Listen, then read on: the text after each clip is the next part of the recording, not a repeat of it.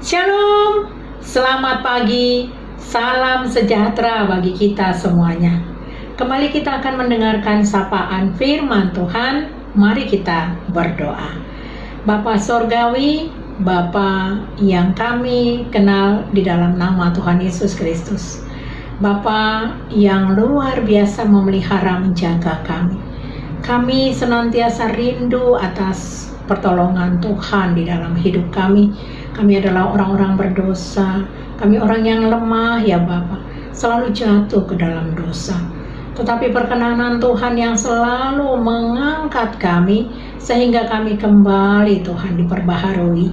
Kami rindu mendengarkan suara Tuhan sebagai suluh dalam kehidupan kami.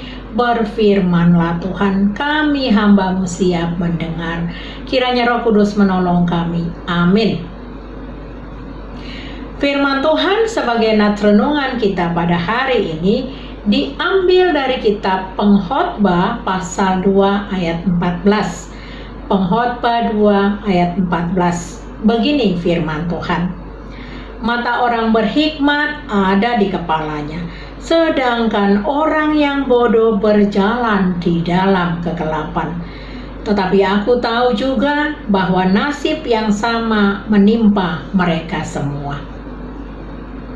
Bapak Ibu jemaat yang dikasihi Tuhan Yesus Kristus, nats kita pada hari ini mengingatkan kepada kita agar kiranya kita mempergunakan hidup kita jangan kepada hal yang sia-sia, tetapi memaknai hidup ini bahwa kehidupan kita ini berasal dari Tuhan dan akan kembali kepada Tuhan. Siapa yang tidak kenal dengan Raja Salomo? Anak sekolah minggu kalau ditanya pasti beragam jawaban mereka. Ada yang mengatakan bahwa Raja Salomo itu adalah raja yang berhikmat, raja yang bijaksana, dan raja yang kaya raya. Betul sekali. Raja Salomo adalah raja yang paling kaya di Yerusalem sesudah raja-raja sebelumnya. Namun di sisi lain, Salomo ingin menuangkan pengalaman pribadi yang berbeda, yakni bagaimana ia telah mencoba menikmati berbagai kesenangan, kekayaan, dan kenikmatan lainnya yang selalu ditawarkan oleh dunia. Namun saudaraku, semuanya ini tidak menghasilkan kebahagiaan sejati. Salomo berkata bahwa semuanya adalah kesia-siaan, seperti menjaring angin, tidak ada keuntungan di bawah matahari, hanya sementara dan tidak bernilai kekal. Lalu bagaimanakah akhirnya menurut Salomo hidup yang bernilai kekal itu? Apabila kita di dalam melakukan segala aktivitas kita mengikut sertakan Tuhan Allah, mengikut sertakan Tuhan Yesus. Salomo mengatakan bahwa tidak ada yang lebih baik bagi manusia selain menikmati hasil kerjanya. Namun harus diingat dan disadari bahwa hasil kerja manusia itu pun adalah pemberian Allah. Saudaraku, selalu ada maksud Tuhan terhadap umat manusia. Lewat pengalaman pribadi Raja Salomo pun bisa dipakai untuk mengevaluasi hidup kita di masa sekarang. Kehidupan apakah yang kita alami atau yang kita jalani sekarang ini? Apakah kehidupan yang hanya mengejar kekayaan, harta, karir, jabatan, kesenangan, kebebasan yang membawa kita kepada kehancuran? Saudaraku, semua ini sudah terjadi dan dialami oleh Salomo. Namun akhirnya ia mengatakan adalah kesia-siaan. Pada akhirnya pencapaian manusia sehebat apapun akan dilupakan dalam sekejap dan tidak akan mampu mencapai nilai kekekalan. Kita melihat banyak orang-orang besar, kaum terkemuka, bahkan artis sekalipun. Mereka mempunyai segalanya, mereka bisa membeli apa saja, mereka bisa menikmati apa saja, tetapi mereka mengakhiri hidupnya secara tragis dengan bunuh diri. Fenomena apakah yang terjadi? Mereka tidak mempunyai fondasi yang kuat. Mereka hanya memikirkan dirinya, memikirkan dunia dengan mengandalkan dirinya sendiri. Sehingga ketika ada hal-hal yang menimpa mereka, mereka tidak tahu mereka harus berpegang kepada siapa. Jadi saudaraku, sebenarnya apakah hakikat keabadian itu? Apakah hidup yang bernilai kekal itu? Matius 16 ayat 26 mengatakan, apa gunanya seorang memperoleh seluruh dunia tetapi kehilangan nyawanya, dan apakah yang dapat diberikannya sebagai ganti nyawanya? Saudaraku, pasti kita bertanya, lalu apa yang harus kita lakukan? Apa yang harus kulakukan Tuhan untuk mencapai kehidupan kekal itu? Matius 6 ayat 33 mengatakan, tetapi carilah dahulu kerajaan Allah dan kebenarannya, maka semuanya akan ditambahkan kepadamu.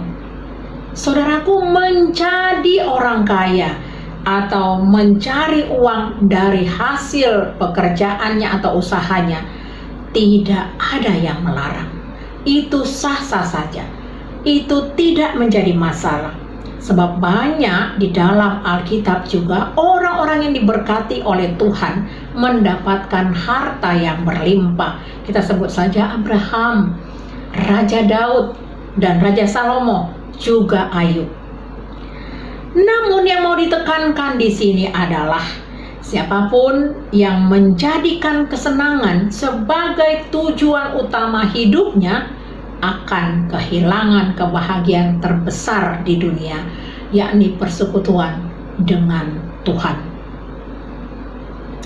Saudaraku, saat Salomo memusatkan perhatiannya untuk mengenal dan menyenangkan hati Tuhan, barulah Salomo menemukan tujuan hidupnya yang sejati. Demikian juga dengan kita. Di saat Bapak, Ibu, atau saudara sekalian, atau bahkan saya memusatkan perhatian untuk mengenal siapa Yesus kita Sang Juru Selamat itu, lalu apa yang dilakukan Tuhan, yaitu menebus dosa kita, dan pengorbanan apa yang dilakukannya, Dia mati di kayu salib untuk menyelamatkan dosa kita, dan darahnya yang suci itu sudah membayar lunas utang kita satu kali untuk selama-lamanya, sehingga kita sudah diperdamaikan dengan Allah. Kita menjadi rekan sekerja Allah, melakukan perbuatan-perbuatan besar di dalam kehidupan ini. Saudaraku, mari berpeganglah kepada firman Tuhan, sebab itulah pondasi yang kuat di dalam kehidupan kita, sehingga apapun pemberian Tuhan yang diberikan kepada kita, kita percaya bahwa itu pemberian Tuhan, maka kita percaya juga itu akan kembali kepada Tuhan.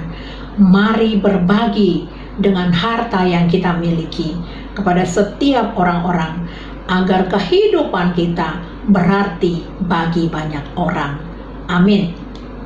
Terima kasih, firman Tuhan sudah disampaikan. Luar biasa firman-Mu ya Bapa, mengajarkan tentang kebenaran, mengajarkan tentang bagaimana kami mengatur kehidupan kami yang berkelimpahan berkat dari Tuhan. Biarlah masing-masing kami mensyukuri apa yang Tuhan berikan di dalam kehidupan kami.